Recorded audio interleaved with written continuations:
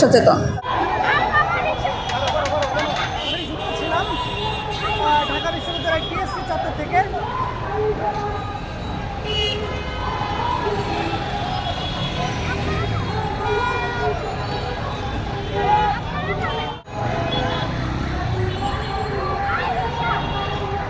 এবং তিনি কিন্তু একাই কিন্তু আন্দোলনের পরেও আমি এখানেই ট্রাফিকের কাজ করেছি।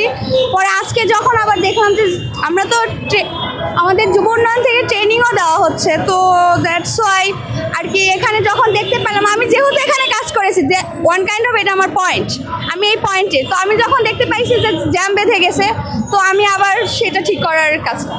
অনুভূতিটা একটু জানাবেন। আসলে অনুভূতি, দেশের জন্য কাজ করতে পেরে ভালো লাগতেছে, ভালো লাগে, ভালোবাসা থেকেই কাজ করা, এই তো আর কি।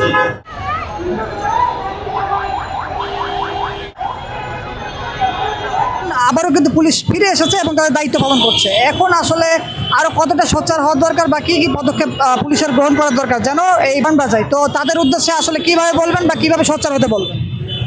সবাই যার যার জায়গা থেকে সচেতন হওয়া লাগবে। বৈষম্য বিরোধী আন্দোলনে আমরা কিন্তু যার যার পয়েন্ট থেকে গলা তুলেছি, নিজের সাউন্ড নিজে তুলেছি, তো সেখান থেকে দেশ সংস্কারে আমাদের সবাইকে হাত দিতে হবে। প্রশ্ন, এই যে হর্ন বাজা কিন্তু আইনত দণ্ডনীয় অপরাধ, জি জি।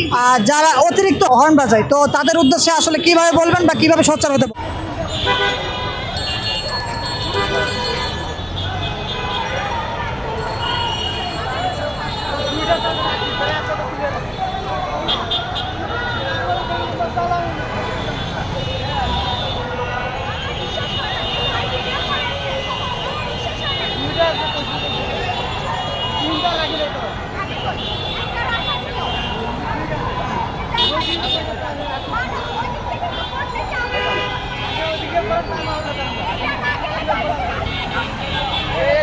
প্রত্যেকের মন্ত্রী মিনিস্টার মানে আমাদের দেশে যদি আপনি একটা বিষয় দেখেন, প্রাইভেট কার যেগুলো বা নিজের পার্সোনাল গাড়ি যেটা ব্যবহার করে, এটা 56% গাড়ি শুধু রোডে পার্সোনাল গাড়ির জন্য। আর যদি এই পার্সোনাল গাড়ি ব্যবহারের ইয়াটা আমরা কমাই দিতে পারি, তাহলে দেখবেন যে মন্ত্রী মিনিস্টাররা আর লোকাল বাসে করে যাওয়া আসা করতেছে।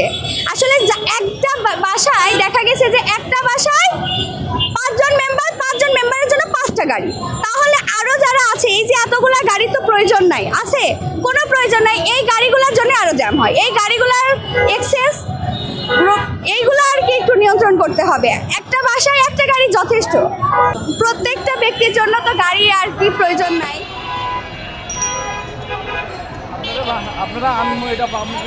তো এই তো কথা। আমার নাম শাকিরা, ইসলামী ইতিহাস ও সংস্কৃতি।